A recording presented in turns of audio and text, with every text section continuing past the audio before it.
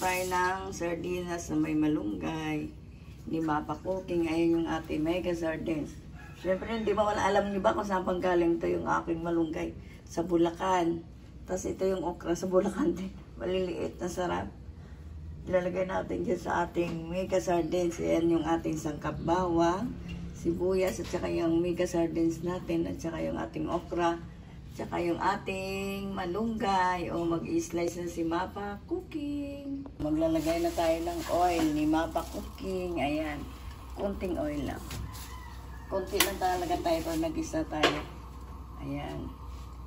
Tapos igisa natin yung ating sardinas with malunggay. Siyempre, hindi mawala yung ating okra. May okra yan. Siyempre, para masarap. O, diba? Ang sarap ng almusal natin. Almusal na. Masarap na. Healthy pa. At saka kain naman yung aking gulay. Nahiya nga ako. Namitas ako dun sa ate ko. Kinuha ko yung malunggay. Maliliit pa talaga.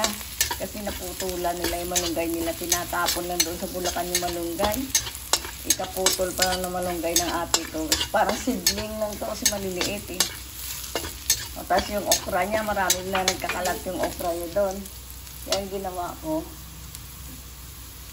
nanguha ako doon ng ng okra din. Sabi ko, isabay ko nga ako yung aking malunggay na kinuha. Lagyan ko nga ng okra. Tuwang-tuwa kayo ako habang namimitas doon sa Bulacan. Tapos kumuha ko ng halaman na espada. Yung medyo malapad. Ay, kaganda. Tatanim ni Mapa Cooking na maya. Nakakatawa. Pagka bagong halaman. Ayan yung ating water. Dahil ako lagyan ng water. Kunting sabaw na talaga ito sa ating sardina. Mga dalawa lang siguro. Oo. Ganyan lang, magluto ng sardinas. Pwede nyo rin lagyan niya ng kanton. O, diba, marami kong malalagay sa ating isa pa, kalahati na lang.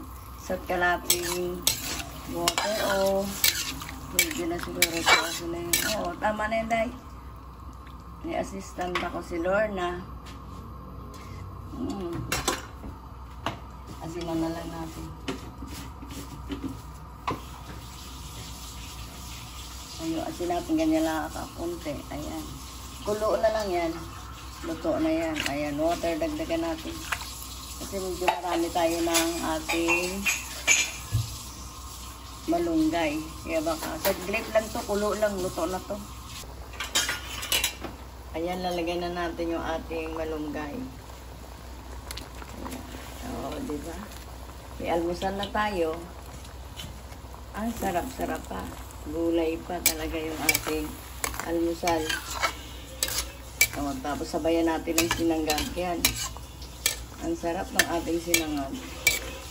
Yung may egg. E, sayang yung kanin pagka natira kayo. Sasangag nyo. Lagyan ng 2 pirasong itlog.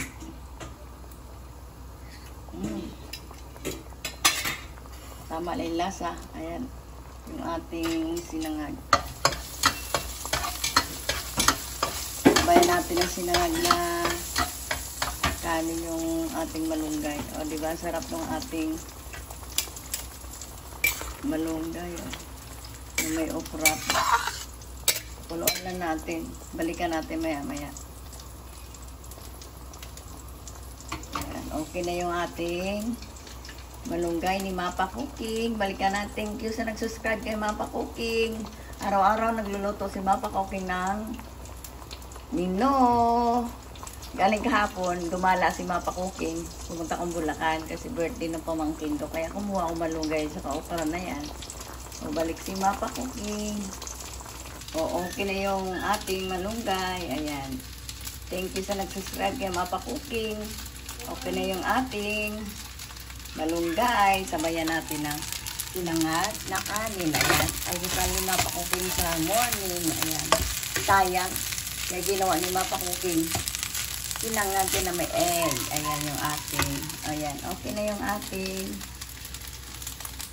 menu of today. Sardinas with malunggay ni Mapa Cooking. like and subscribe. Thank you for watching.